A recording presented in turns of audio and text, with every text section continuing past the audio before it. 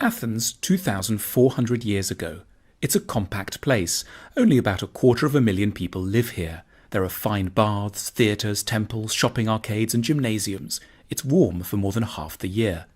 This is also home to the world's first true and probably greatest philosopher, Plato. Born into a prominent and wealthy family in the city, Plato devoted his life to one goal, helping people to reach a state of what he termed eudaimonia, or fulfillment.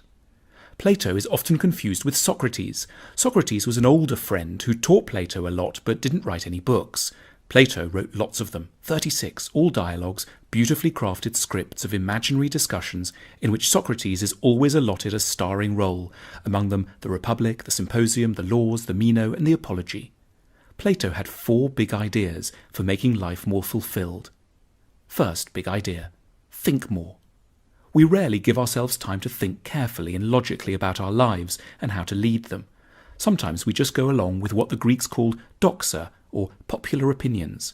In the 36 books he wrote, Plato showed this common sense to be riddled with errors, prejudice and superstition. Fame is great, follow your heart, money is the key to a good life.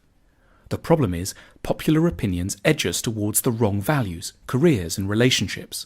Plato's answer is, know yourself. It means doing a special kind of therapy, philosophy, subjecting your ideas to examination rather than acting on impulse. If you strengthen your self-knowledge, you don't get so pulled around by feelings. Plato compared the role of our feelings to being dragged dangerously along by a group of wild horses. In honour of his mentor and friend Socrates, this kind of examination is called a Socratic discussion. You can have it with yourself or, ideally, with another person who isn't trying to catch you out, but wants to help you clarify your own ideas. Second big idea, let your lover change you.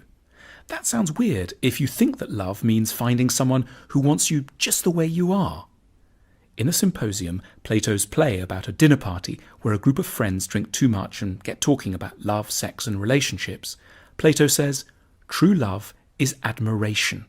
In other words, the person you need to get together with should have very good qualities, which you yourself lack.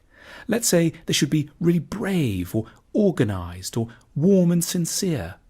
By getting close to this person, you can become a little like they are.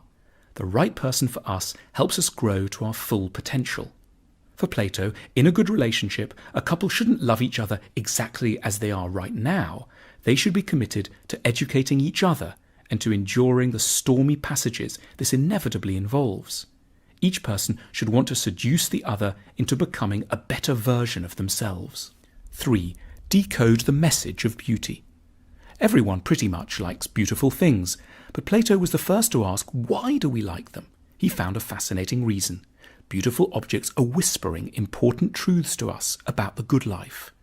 We find things beautiful when we unconsciously sense in them qualities we need but are missing in our lives.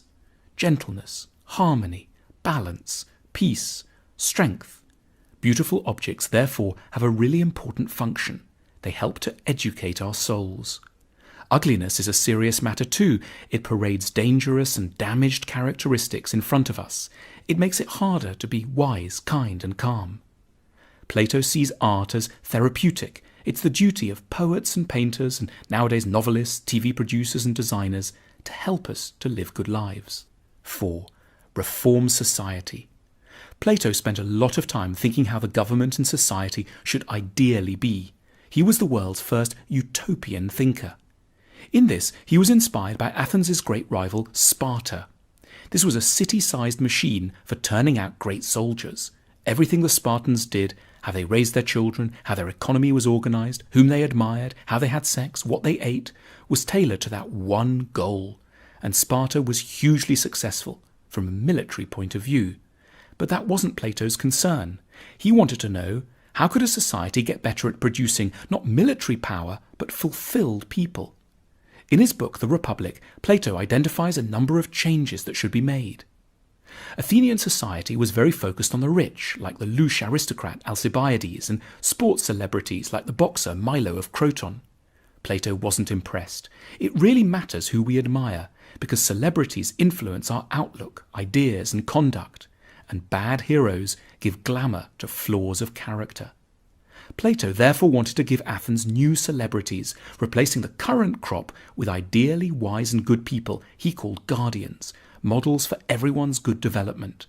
These people would be distinguished by their record of public service, their modesty and simple habits, their dislike of the limelight, and their wide and deep experience. They would be the most honoured and admired people in society. He also wanted to end democracy in Athens. He wasn't crazy. He just observed how few people think properly before they vote, and therefore we get very substandard rulers. He didn't want to replace democracy with a horrid dictatorship, but he wanted to prevent people from voting until they'd started to think rationally. That is, until they'd become philosophers. Otherwise, government would just be a kind of mob rule.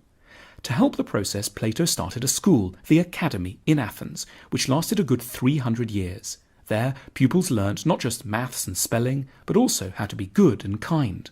His ultimate goal was that politicians should become philosophers.